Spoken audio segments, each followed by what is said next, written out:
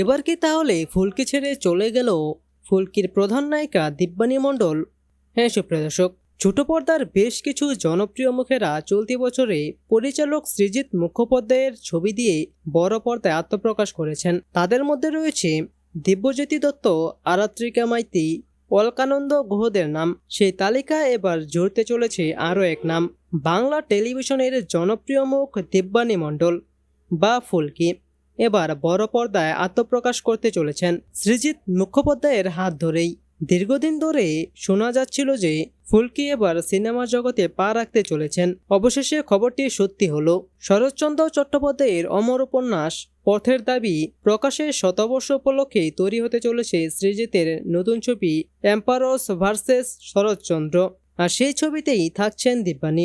দর্শকদের কাছে যার পরিচয় এতদিন ছিল ছোট পর্দার নায়িকা, তিনি এবার পা রাখছেন ভিন্ন আঙ্গিকে এক ঐতিহাসিক প্রেক্ষাপটে। দিব্যানী ছাড়াও ছবির কাস্টিং ইতিমধ্যেই বেশ আলোচনায়। টুটা রায়চৌধুরী, আবির চট্টোপাধ্যায়, সোহিনী সরকার। পাশাপাশি দিব্যানী বড় পর্দায় একেবারেই নতুন।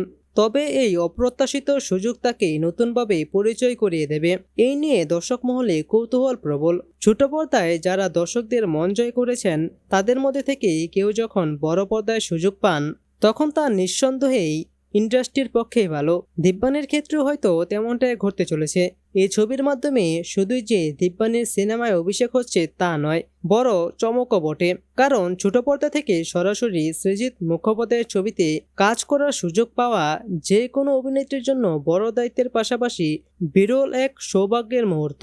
দর্শক মনে করছেন এই পদক্ষেপ শুধু দিব্যানীর কেরিয়ারে নয়, সমগ্র টেলিভিশন জগৎকেই নতুন করে ভাবতে বাধ্য করবে। বাংলা ছবিতে টাটকা মুখের প্রয়োজনীয়তার কথা বহুবার বলা হয়েছে। সে চাহিদা পূরণের দিকেই এক ধাপ এগোলেন পরিচালক। দর্শক মহলে ইতিমধ্যেই শুরু হয়েছে চর্চা।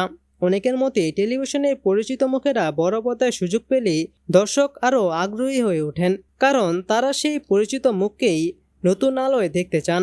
দিব্যানীর নাম ঘোষণার পর থেকে একাধিক ভক্ত সামাজিক মাধ্যমে লিখেছেন, ফুলকির মতো মিষ্টি চরিত্রের পর এবার তাকে অন্য রূপে দেখার অপেক্ষায় রইলাম। অন্যজনের মতে নতুন প্রতিভাকে সুযোগ দেওয়ার এই উদ্যোগ বাংলা ছবির ভবিষ্যতের জন্য খুব জরুরি।